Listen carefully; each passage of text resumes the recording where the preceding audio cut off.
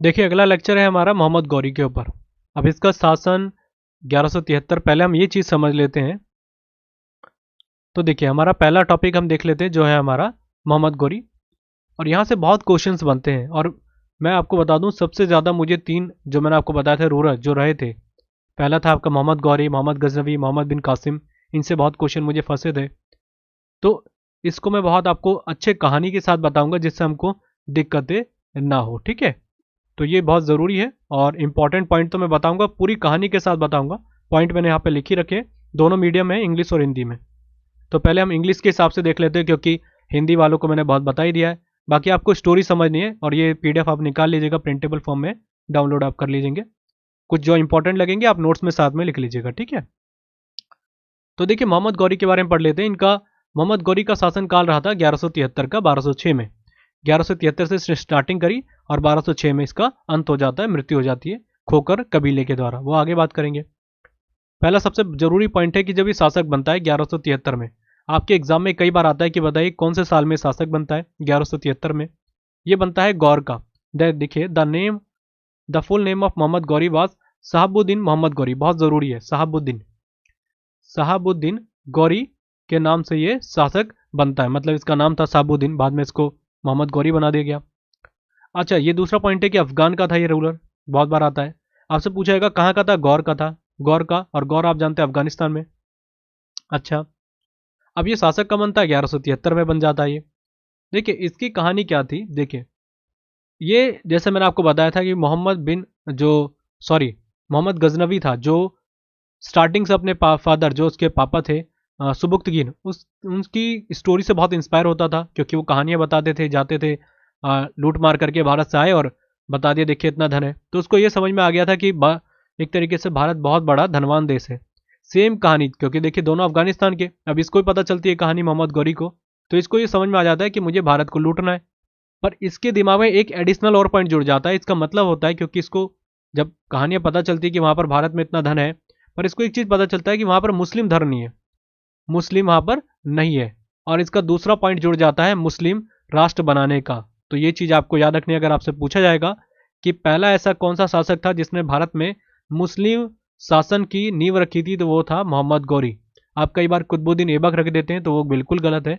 वो इसका गुलाम था, वो तो एक तरीके से हैंडलर के तौर पे लेके आया था, पर इसने नींव इसी ने रखी थी। कई जगहों में रख के अलग अलग शासक बनाया अलग अलग तरीके से। ठीक है, लिखा हुआ है, तो देखिए हम पढ़ लेते हैं। फिर लिखा हुआ है Mohammad Ghori was an ambitious and brave ruler. मैंने आपको बताया था बहुत ब्रेव था, लड़ता और कभी डरता नहीं था इस चीज़ को लेके। हम अभी बात करेंगे तराइन के वॉर के बारे में। तो ये डरता नहीं था, बहुत ब्रेव था और एम्बिशियस मैंने आपको बता दिया कि पहले से था। इंस्पायर बाय मोहम्मद गजनवी से बहुत इंस्पायर हुआ क्योंकि मैंने इसकी स्टोरी बताई थी आपको मोहम्मद गजनवी की। फिर लिखा हुआ he wanted to loot India but his priority was to stay in India and create a Muslim nation. मैंने आपको बताया इसका टारगेट था कि मैं पहले लूटूंगा, लूटना तो है ही, मुझे पैसा लूटना है, पर इसको मुस्लिम राष्ट्र बनाऊंगा भारत को, क्योंकि इसने कहानियां बहुत सुनी थी वहां की। In the year 1175 Mohammad Ghori attacked Multan. तो ये पहले क्या अटैक करता है, जैसे मैंने आपको भारत का बताया था, ये है भारत का। तो यहाँ पर तो पाकिस्तान का वाला हिस्सा तो इंडिया का हुआ करता था। तो ये पहला अटैक कर देता है जैसे ही बनता है शासक 1173 में। सन याद रखने तुरंत, एग्जाम में बहुत आते हैं। तो ये क्या करता है, 1173 में आता है और 1175 में इसने भारत में आक्रमण करने की शुरुआत कर देता है। और मुल्तान, अगर हम बात करेंगे लाहौर, तो भारत का ही तो हिस्सा थे। ये पहली बार मुल्तान पे अटैक कर देता है यहाँ से। मुल्तान पे अटैक करने के बाद अगर आपसे पूछा जाएगा कि उस समय शासक का नाम क्या था, मूल राज शासक का नाम था। बहुत जरूरी, किस समय अटैक करता है, 1175 में। शासक का नाम क्या था, मुल्तान का शासक मूल राज। ठीक है, who lost in this war, इस युद्ध में इसकी हार हो जाती है। After this Mohammad Ghori fought a war against Bhimdev second. इसके बाद ये क्या करता है कि भीमदेव सेकंड के खिलाफ ये लड़ाई करता है और ये आपके एग्जाम में ऑलरेडी आ चुका है। द रूरल ऑफ गुजरात इन 1178। ये 1175 में यहाँ पर अटैक करता है, फिर 1178 में चले जाता है गुजरात के पक्ष में लड़ाई करने के लिए, मतलब गुजरात पर लड़ने के लिए, क्योंकि गुजरात इधर पड़ता है, अभी सेंट्रल पे नहीं आया। अभी मैं फिर बता रहा हूँ आपको, सेंटर पावर पे बाद में इसकी नजर जाती है, पहले ये इलाके इधर वाले इलाकों पे कैप्चर करता है। अच्छा, अब ये क्या करता है, 1178 में इसकी लड़ाई होती रहती है, यहाँ से जीत जाता है। और जैसे मैंने आपको बताया भीमदेव जो थे उनको हरा देता है ये गुजरात के शासक को 1178 में। अच्छा, अब इसके बाद क्या होता है इन 1191, अब ये आ जाता है 1191, क्योंकि इसका दिमाग था सीधे दिल्ली में, क्योंकि आप समझेंगे भारत इतना बड़ा है, बीच में सेंट्रल पावर में दिल्ली, आज भी दिल्ली हमारी राजधानी इसलिए क्योंकि यहाँ से आप पूरी जगह पर नजर रख सकते हैं, बीचों बीच हैं आप। लाहौर उस समय सेंट्रल पावर हुआ करता था, कुतुबुद्दीन ऐबक ने भी अपनी राजधानी पहले वही बनाई थी, पर सेंट्रल पावर तो दिल्ली था शुरुआत से, और इसके टारगेट में यही था। तो इसने क्या करा कि पहले अटैक करते हैं फिर धीरे धीरे पहुंचेंगे। अब ये ऐसे देखिए करते करते कहाँ से आया, पहले 1173 में शासक बना, फिर 1175 में मूल राज जो मुल्तान का इलाके पर अटैक करता है, फिर अंदर आता है ये गुजरात की तरफ, ये यहाँ पर अटैक करता है भीमदेव के खिलाफ 1178 में, फिर ये तैयारी करते करते आ जाता है 1191 में, और यहाँ पर लिखा हुआ है Mohammad Ghori turn to Delhi at this time, the ruler of Delhi was Prithviraj Chauhan. इस समय पृथ्वीराज चौहान के समय में ये आ जाता है। अक्षय कुमार को मैंने दिखा रखा है क्योंकि अभी फिल्म में हीरो बने थे पृथ्वीराज चौहान के रूप में, इन्होंने करा था प्ले। अच्छा, पृथ्वीराज चौहान के खिलाफ अब एक चीज आप अगर देखेंगे, इतिहासकार ये बताते हैं कि ये लगभग इसने 18 बार आक्रमण करा था, 18 बार। ये आपको दिख रहा होगा कितना लंबे समय के बाद 1178 आता है, फिर ये 12-13 साल क्यों नहीं अटैक करा इसने, गुजरात से यहाँ पर क्यों नहीं आया ये लगभग 18 बार इसने आक्रमण करा था पृथ्वीराज चौहान के खिलाफ, और हर बार हारा ये, और बार बार इसको छोड़ दिया गया था। अब ये भी सोचने वाली बात है कि पृथ्वीराज चौहान ने इसको छोड़ कैसे दिया, क्योंकि पृथ्वीराज चौहान की सेना डायरेक्टली इससे लड़ने नहीं आती थी, क्योंकि इसको एक लुटेरा समझते थे, बहुत नॉर्मल समझते थे पृथ्वीराज चौहान की आया है लुटेरा, इसको मार मुर के भगा देंगे। पर ये नहीं पता था कि इसका मेन मोटो क्या है और ये किस किस तरीके से तैयारी कर रहा है। अब ये क्या करता है, 18 बार मतलब 17 बार ये हार गया था, अब ये क्या करता है 1191 में पहुंचता है, 16 बार हार चुका था इस समय, 1191 में जाता है और ये हार जाता है यहाँ पर फिर दोबारा से। अब ये डायरेक्टली आमने सामने हो जाते हैं पृथ्वीराज चौहान और कौन, मोहम्मद गौरी। अच्छा, अब ये कहानी भी इसकी क्या है कि ये भी आपसे कई बार पूछा जाता है, पहले मैं इसको इरेज कर देता हूँ क्योंकि यहाँ से भी क्वेश्चन बन जाते हैं। देखिए, पृथ्वीराज चौहान के साथ जो इसकी लड़ाई का मेन कारण था, पृथ्वीराज चौहान इसको समझते थे हल्का बात, क्योंकि इसकी सेना छोटी भी थी, रियल भी बात थी, और पृथ्वीराज चौहान की बहुत बड़ी सेना थी और ऊपर से बहुत ब्रेव थे। ये माना जाता है, अगर आप बहुत बड़े बड़े शासकों की बात करते हैं, दिल्ली में सबसे बड़े शासक ये थे। एक चीज और बता दूं, चहामान वंश के थे ये, कई लोग इनको चौहान कहते हैं, चौहान नहीं, चौहान तो इनकी कास्ट थी, पर चहामान वंश के थे, उस समय चहामान कहा जाता था, चहामान वंश के, और ये उस समय शासक थे। अच्छा, एक चीज मैं आपको और रिलेट करके बता दूं कि पृथ्वीराज चौहान उस समय थे और इनकी लड़ाई होती है, पहली बार में हरा देते हैं 1191 में। अब 1192 में दोबारा आता है, कैसे, एक साल की पूरी तैयारी करता है, यहाँ पर लिखा है देखिए, and between them was a war of Tarain, जिसको तराइन कहा जाता है, in which Mohammad Ghori was defeated, पहली बार हार जाता है। After this Mohammad Ghori attacked Prithviraj Chauhan after 1 year preparation and Prithviraj Chauhan was defeated in this war. इस वॉर में हार जाते हैं पृथ्वीराज चौहान। कहानी इसके पीछे बहुत सारी है। पहला कहानी की ये उस समय भोग विलास में चले जाते हैं, भोग विलास मतलब इनको रहता है कि लुटेरा है, एक बार मैंने हरा दिया, दोबारा कैसे आएगा, पर ये तैयारी पूरी करता है, ऐसे ही नहीं कि सेना के साथ, ये पूरे इनकी ये पता कर लेता है कि इनकी कमजोरी क्या है। इनके खिलाफ एक नाम था जयचंद, आपने आजकल न्यूज में बहुत सुना होगा, जयचंद्र, जयचंद्र होता है, कई लोग जयचंद्र बोलते हैं, जयचंद, जयचंद्र नाम था। और कई इतिहासकार बोलते हैं कि इसको राष्ट्रद्रोह बोलना गलत है, जयचंद के बारे में कहीं प्रमाणिक तौर पे नहीं कहा जाता कि इसने इनवाइट करा था। ज़्यादातर आप सुने होंगे कि जयचंद बुलाता है मोहम्मद गौरी को, ऐसा नहीं था। हाँ, ये ज़रूर है कि इसकी सोच ये थी कि पृथ्वीराज चौहान को यहाँ से मैं हटा दूँ मेन सत्ता से, क्योंकि ये कन्नौज का शासक था, ये चीज़ याद रखनी, कन्नौज का। और अगर आपसे पूछा जाएगा कि कौन सी डायनेस्टी का था, तो वो था गहड़वाल, गहड़वाल, यहाँ पर इंग्लिश में मैं लिख लेता हूँ, गहड़वाल, गहड़वाल, इसको याद रखना है, गढ़वाल नहीं बोलते हैं, गढ़वाल समझते हैं कई लोग, गढ़वाल नहीं है, गहड़वाल वंश का था ये जयचंद। और जयचंद्र क्या करता है कि ये बोलता है कि हाँ कोई नहीं, मैं इसको सपोर्ट नहीं करूंगा, जैसे ये पहली बार अटैक करता है तो ये जाता है जयचंद के पास, क्योंकि सेना बहुत बड़ी थी पृथ्वीराज चौहान के ऑलरेडी, तो कहता है कि आप बीच में ना आए तो मैं हरा दूंगा, क्योंकि पूरी स्ट्रेटेजी बना लेता है। और जयचंद एक्सेप्ट कर लेता है कि आप तुम लड़ाओ, कोई दिक्कत नहीं है, हरा देना, बाकी मैं देख लूंगा। और ये सपोर्ट नहीं करता, इसलिए जितने बड़े हिस्टोरिकल हिस्टोरियंस रहे उन्होंने मना करा है कि अगर जयचंद हेल्प कर देता पृथ्वीराज चौहान की लास्ट मोमेंट में भी तो ये हारते नहीं। अब इस युद्ध में हरा देता है और पृथ्वीराज चौहान को मोहम्मद गौरी, और इनकी आंख निकाल देता है, ये कई बुकों में है। और इसके बाद में एक छोटी सी स्टोरी और बता दूं, ये कहा जाता है कि काबुल ले जाता अपने साथ, और फिर इनको शब्द वेदी बाण चलाने की एक तरीके से वो थी, एक तरीके से पारंगत थे इसमें, और एक सभा के बीच में ये आंखें तो निकाल देता है, इनकी आंखें फोड़ देता है। तो पृथ्वीराज चौहान आवाज सुनते हैं इसकी और उसी समय बाण चला देते हैं और इसकी सीधे गले पे मारते हैं और ये मर जाता है। ये कई बुक्स में आपको देखने को मिलेगा। और इसकी कई भी ऐसे भी कहा जाता है कि इसके द्वारा पृथ्वीराज चौहान को युद्ध क्षेत्र में ही मार दिया गया था। तो अलग अलग वक्तव्य हैं इनके बारे में, मृत्यु के बारे में बहुत कम है। बस ये जरूर है कि इन्होंने शब्दवेदी बाण के द्वारा मारा था इनके मोहम्मद गौरी को, और कई बार बोलते हैं कि युद्ध क्षेत्र में। तो हमारा वो पॉइंट नहीं है, मैंने आपको सारे पॉइंट यहाँ से रिलेट कर दिए, ठीक है। अच्छा, फिर लिख रखा है कि चौहान, यहाँ तक हो गया था हमारा, कहाँ तक, हाँ, Jaichand didn't help Prithviraj Chauhan in this war, this is the main reason of the defeat Prithviraj Chauhan as told by historians. Historians के द्वारा यही कहा गया है कि इसी कारण की हार हो जाती है, ये मेन पॉइंट बताया। फिर लिखा है चंदबरदाई, बहुत जरूरी बुक है चंदबरदाई, बहुत जरूरी बुक। चंदबरदाई, सॉरी बुक कह रहा हूँ, व्यक्ति है ये। Chandbardai was Prithviraj friend and court poet. ये इनके चंदबरदाई दो थे, चंदबरदाई, चंदबरदाई जो इनके मित्र थे और कवि भी। ज़्यादातर आप कवि पढ़ते हैं पर मित्र बहुत अच्छे थे। और ये भी माना जाता है कि चंदबरदाई को जब लगा कि पृथ्वीराज चौहान की हार हो रही है तो साथ में लड़ने गए थे और दोनों की मृत्यु एक साथ हो जाती है। ये भी कई जगह पाया जाता है बुक में। अब चंदबरदाई के द्वारा ही ये पृथ्वीराज रासो बुक लिखी गई है, बहुत ज़रूरी बुक है, डायरेक्टली आपसे आता है पृथ्वीराज रासो, यहाँ पर मैंने लिख रखा है, ये रही पृथ्वीराज रासो, इनके द्वारा लिखी गई चंदबरदाई की। पूछा जाएगा किन के ऊपर लिखी गई है, तो पृथ्वीराज चौहान के चरित्र के ऊपर। आपको पूछा जाता है कि इनकी वाइफ का नाम क्या था, तो संयोगिता था। और संयोगिता की साथ इनका रिलेशन मतलब प्रेम, ये सभी चीज़ इस बुक के अंदर मेंशन की गई है। तो मैंने आपको सारी चीज़ें बता दी जो बहुत ज़रूरी है, तो ये आपको याद रखना है। एक चीज़ और बता दूं, जब 1198 में इनके बीच में वॉर होता है पहली बार, तो क्या हुआ था कि मैंने आपको बताया कि छोटे भाई ने ही मार दिया था इसको, मोहम्मद गौरी को, पृथ्वीराज चौहान के।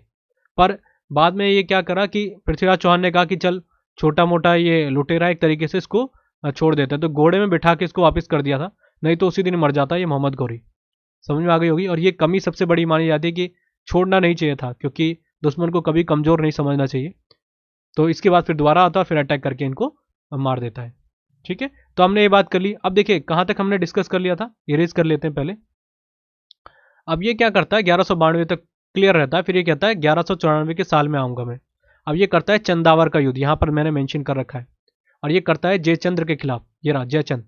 कहता है कि तुम्हें भी नहीं छोड़ूंगा, क्योंकि इसका मेन मोटो था कि जयचंद बच गया तो मेरी जो ख्वाहिश है वो रहेगी नहीं पूरी, क्योंकि जयचंद को मारना बहुत ज़रूरी था। तो चंदावर का युद्ध होता है। और चंदावर क्यों बोला जाता है, क्योंकि चंदावर आपका एक गाँव था जो फिरोजाबाद में पड़ता है। फिरोजाबाद में, फिरोजाबाद कहाँ पर, आपके यूपी में, वहाँ का एक गाँव था और उसी के आसपास इसकी लड़ाई होती है जयचंद के खिलाफ, और जयचंद को ये हरा देता है और मार देता है, ठीक है। तो ये पॉइंट क्लियर हो गया। साल था 1194। सारे साल आपको याद रखने हैं, एग्जाम में कई बार आता है ये। अब इसके बाद लिख लेते हैं कहाँ पर थे हम, चंदबरदाई देख लिया हमने, ठीक है। इसके बाद the Jaichand was defeated in this war, many coins were issued by Mohammad Ghori. Mohammad Ghori ने बहुत सारे कॉइन्स लिखे थे, मतलब बनाए थे। इन दिस कॉइन माता Lakshmi and Mohammad bin Sam were written in Devanagari language. देखिए इन्होंने जो मोहम्मद गौरी ने बहुत सारे सिक्के थे, उसमें मेन ज़्यादातर देखा गया, इतिहासकार आप देखेंगे और आप ये आज के प्रमाणिक तौर पे बता रहा हूँ मैं आपको, कि उसमें माता लक्ष्मी की फ़ोटो है और दूसरी तरफ देवनागरी भाषा में लिखा गया है, उसमें लिखा है मोहम्मद बिन साम। ये बहुत ज़रूरी है। इससे पता चलता है कि मोहम्मद गौरी का दूसरा नाम भी था, जो एक तो था आपको मैंने बताया था शहाबुद्दीन मोहम्मद गौरी, और दूसरा नाम इसमें मोहम्मद बिन साम भी देखने को मिलता है। अच्छा, इसने माता लक्ष्मी की फ़ोटो क्यों लगाई, क्योंकि मैंने आपको बताया था कि मुस्लिम राष्ट्र के तौर पे आया था कि वहाँ पर मुस्लिम राष्ट्र बनाऊंगा। पर कहानी यहाँ पर इसलिए जुड़ जाती है क्योंकि इसको दिखा, जितने भी धन लूटता था, बड़े बड़े धनवान लोगों के पास जाता था, तो वहाँ पर माता लक्ष्मी की फ़ोटो दिखती थी, क्योंकि हमारे धर्म में माता लक्ष्मी को धन की लक्ष्मी माना जाता है। तो इसको ये इतिहासकारों का कहना है कि इसको ये लगा कि इनकी फ़ोटो रखने से मैं कभी धन की मुझे कमी नहीं होगी। और ये भी माना जाता है कि इसको ज़्यादा लगाव भी होने लग गया था कि माता लक्ष्मी की फ़ोटो रखने से एक तरीके से हर चीज़ के पॉजिटिव चीज़ें देखने को मिलती है, क्योंकि जब से आया भारत में कभी हारा नहीं है, इसलिए इसने हर जगह माता लक्ष्मी की फ़ोटो को लगाया था। ये चीज़ क्लियर हो गई। आपके एग्जाम में आता है कि कौन सा शासक था जिसने अपने सिक्कों में माता लक्ष्मी की फ़ोटो को अंकित करा था। आगे बात करते हैं। Mohammad Ghori's was two general were Bakhtiyar Khilji, पहला नाम, दूसरा कुतुबुद्दीन ऐबक। इनके बारे में यहाँ पर लिख रखा है, मैं आपको कहानी बता देता हूँ। देखिए कुतुबुद्दीन ऐबक को क्या करता है, ये अपना राज्य कहता है कि मैं तुम्हें सौंप रहा हूँ और मैं जा रहा हूँ। कहानी मैंने आपको बताई थी, इसका ये था कि किसी भी एक अपने साथ एक व्यक्ति को लाऊंगा, खुद तो मैं रहूंगा नहीं, क्योंकि ठंडे इलाके का व्यक्ति था ये मोहम्मद गौरी, और अपने राष्ट्र से बहुत ज़्यादा प्रेम करता था। तो इसने कहा कि मैं यहाँ पर खुद तो रह नहीं पाऊंगा और मुस्लिम राष्ट्र बना के रखना है इसको। तो ये क्या करता है, खुद चले जाता है और कुतुबुद्दीन ऐबक जो इसका गुलाम था या सेनापति था उसको बोलता है कि तुम इस कार्यभार को संभालो और मैं जा रहा हूँ यहाँ से। और इस तरीके से वो गुलाम वंश की स्थापना कर देता है कुतुबुद्दीन ऐबक। और बख्तियार खिलजी इसका सबसे बड़ा कहते हैं राइट हैंड के तौर पे इसने काम करा था और बहुत विध्वंसक था। तो इसको बोलता है तुम्हें जो भी करना है करिए, मैं जा रहा हूँ यहाँ से वापस। अब मोहम्मद गौरी जाने लगता है और लास्ट में देखिए इसने क्या करा, ये रहा आपका पूरा भारत, ऐसे मैं दिखा रहा हूँ, थोड़ा ठीक कर लीजिएगा, वैसे ही जल्दी से बता रहे। तो मोहम्मद गौरी से क्या, ये यहाँ से निकलता है और ये वापस जा रहा होता है। और मैंने आपको बताया था जहाँ से आया इसने कत्लेआम मचा दिया था। एक खोकर कबीले में इसने बहुत बुरी तरीके से सभी को मार दिया था। तो खोकर कबीला को पता था कि जब भी अटैक आता करके वापस ये जरूर जाता अपने देश में, तो ये जरूर आएगा, इस बार अपनी सेना कम रखेगा ये। और इन्होंने पहले से तैयारी करके रखी और जैसे ही आता है इसको समाप्त कर देते हैं। तो आपको याद रखना है, आपसे एग्जाम में एसएससी के बीपीएससी के एग्जामिनेशन से पूछा गया था कि इसको कौन से कबीले ने मारा था, तो उसका नाम था खोखर। यहाँ पर मैंने मेंशन कर रखा है, आप देख लीजिएगा, ठीक है। ये रहा खोखर ट्राइब के द्वारा, और ये 1206 में इसको मार दिया जाता है उनके द्वारा। और झेलम नदी का तट था, वहां पर इसको मार दिया। यहाँ से इसकी कहानी खत्म। और यहाँ पर गुलाम डायनेस्टी की नींव रख देता है आपका कुतुबुद्दीन ऐबक। तो ये भी पॉइंट भी बहुत जरूरी है, पूछा जाएगा कि किसने रखा था, तो कुतुबुद्दीन ऐबक ने। अब इसके अलावा क्या था, बख्तियार खिलजी। बख्तियार खिलजी का ये था कि तुम यहाँ पर दिल्ली में सल्तनत अपनी, जैसे ये है भारत का नक्शा, तो कहा तुम दिल्ली में रहो, मैं यहाँ से अटैक करता हुआ जाता हूँ और पूरे भारत में आक्रमण करेंगे। तो ये यहाँ बैठ जाता है और ये निकल जाता है यहाँ से, पहले जाता है बिहार की तरफ, बिहार को पूरी तरीके से विध्वंस कर देता है। पहला आता है नालंदा विश्वविद्यालय, जिसको कुमार गुप्त ने बनाया था, मैं आगे एंशियंट हिस्ट्री में बात करूंगा। फिर ये करता है विक्रमशिला विश्वविद्यालय, जिसको कहते हैं विक्रमशिला यूनिवर्सिटी, उसको भी ये विध्वंस कर देता दोनों को। और ये धर्मपाल के द्वारा बनाई गई थी विक्रमशिला। नालंदा किनके द्वारा, कुमारगुप्त के द्वारा। और ये एक तरीके से बहुत धार्मिक स्थल कह सकते हैं, पढ़ने लिखने वाली जगह थी। और ये इसको पसंद नहीं आता, इसने आग लगा दी, जितने भी लोग थे सभी को विध्वंस कर दिया, मार दिया इसने। अब इसको मारने के बाद क्या करता है, ये भी कहा जाता है कि नालंदा विश्वविद्यालय जब इसने आग लगाई थी उसमें, तो काफी समय तक आग की लपटें देखने को मिली थी, ये बख्तियार खिलजी ने जब करा था। अब ये क्या करता है कि यहाँ पे अटैक करने के बाद इसको मन नहीं बनता, ये कहता है कि बंगाल पे भी अटैक कर लेता हूँ, क्योंकि बिहार में तो इसने कर ही दिया था। अब बंगाल का एक पॉइंट मैं बता दूं, क्योंकि आपके एग्जाम में पूछा जा चुका है, स्टेट लेवल के एग्जाम में, उसको याद रखिएगा। बंगाल के एक राजा थे सेन वंश के, सेन, यहाँ पे हिंदी में भी लिख देता हूं मैं, सेन वंश के थे वो, पहले इरेज कर लेते हैं। देखिए सेन वंश के थे राजा, जिनका नाम था लक्ष्मण सेन। लक्ष्मण सेन,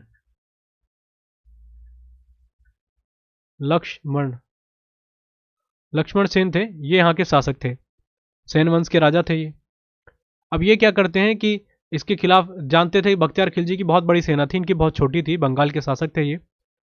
और ये थोड़ा युद्ध करते हैं, जब देखते हैं सेना पूरी खत्म हो गई इनकी, तो ये वापस भाग जाते हैं वहां से और ये समर्पण कर देते हैं और ये बंगाल पे अधिकार कर लेता है कुतुबुद्दीन, सॉरी आपका बख्तियार खिलजी। मैं इसलिए आपके उसके मिशन बता रहा हूँ क्योंकि पूछे जा सकते हैं। पूछा गया था कि बख्तियार खिलजी के द्वारा बंगाल में जब एक तरीके से आक्रमण किया गया था, उस समय वहाँ के राजा कौन थे, तो वो थे लक्ष्मण सेन। और एक चीज़ और बता दूं, जो आपके सेन डायनेस्टी थी या सेन के जो राजा थे यहाँ की, आपसे पूछा जा सकता है कि ये बताइए कि कैपिटल कौन सी थी, तो उसका नाम था नदिया, नदिया, ठीक है, याद रखिएगा, राजधानी थी, कैपिटल थी ये। अब ये क्या हुआ कि यहाँ से मार के आगे बढ़ता है और ये चलता है आसाम की तरफ, आसाम की तरफ बढ़ता है यहाँ से। और ये देखिए आसाम का इलाका तिब्बत के पास पहुंचता है ये।